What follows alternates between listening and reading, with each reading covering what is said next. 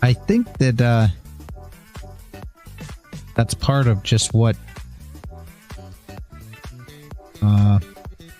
they try to make you believe in the, you know, on YouTube and so on and so forth, and that's where the issue comes in at. Again, I'm not trying to tell anybody to trade any different way than what they trade or whatever the case may be. I'm just saying, for me, this is how I trade, and it sincerely has nothing to do with stop loss in comparison to take profit. I could care less. It only has to do with the stop loss. The only thing I can control in the market, and this is absolutely the truth, and for whatever reason nobody seems to believe this, the only thing I can control in the market is what I'm going to lose. That's really all I can control. So when I set a position, you ain't fucking dropping any secret sauce. I'm here. And I am. The only thing I can control is what I lose. That's it. So I know where my stop loss is. And I say, okay, this is how much stop I'm willing to take. That's absolutely it. That's the only thing I can control. Everybody thinks they can control how much you're going to make. You can't control what you're going to make. And that's almost the beauty of trading, guys. That's almost the beauty of waking up every morning. That's almost the beauty of all of it. Because think about it for a minute.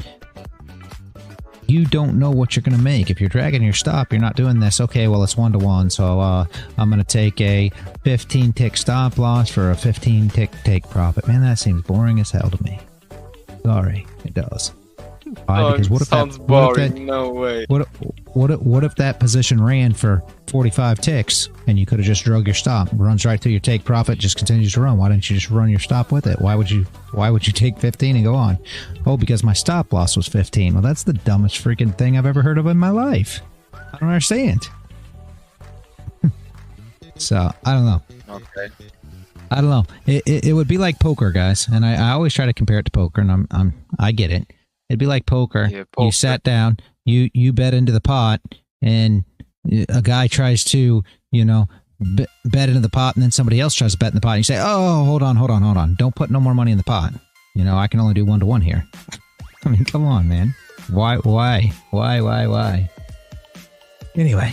Good morning, everyone. Just back in from the dunes and watching on YouTube. Both accounts are blown, so reset in the next few days for my main account. Beautiful. Good morning, Paul. Good morning. All I'm saying is the only thing you can control, GFlock, is your loss, in my opinion. If everybody thinks there's something else you can control, then go ahead. If you guys know exactly what you're going to make on every trade, and you've got, you know, your exact spots that it's definitely going to hit, and these things are definitely going to happen, then, you know, more power to you.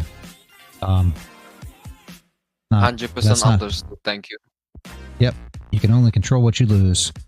How does this not register with everyone? Yeah, Paul. Exactly. You can only control what you lose. And that's the whole thing. And you understand when you look at it, you look at your setup, you look at your entry.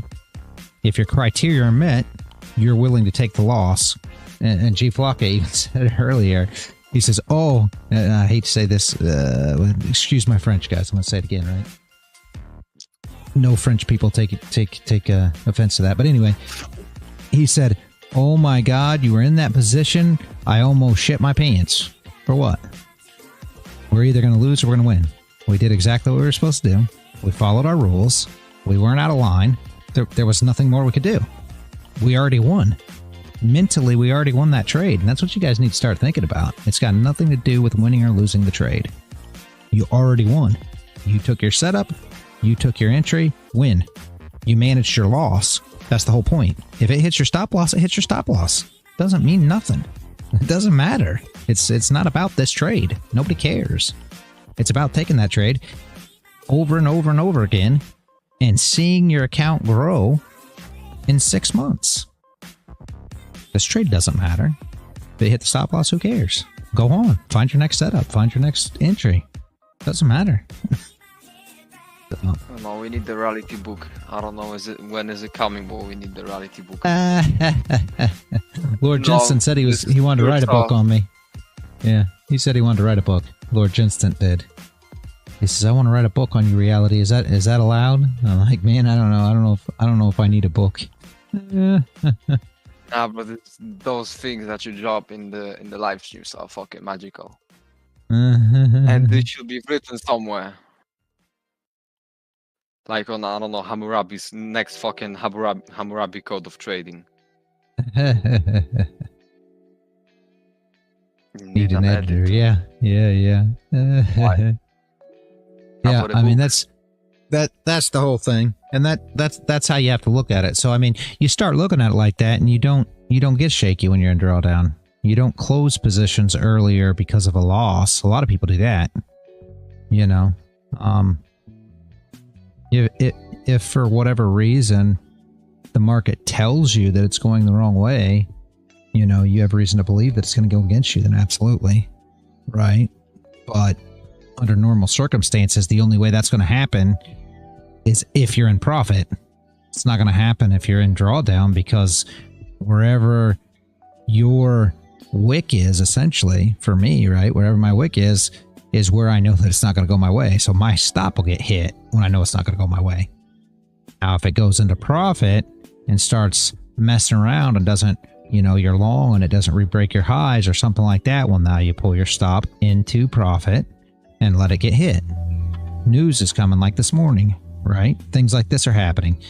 You never are concerned with it, you know, in drawdown, because you know that's where the market's not going to go your way.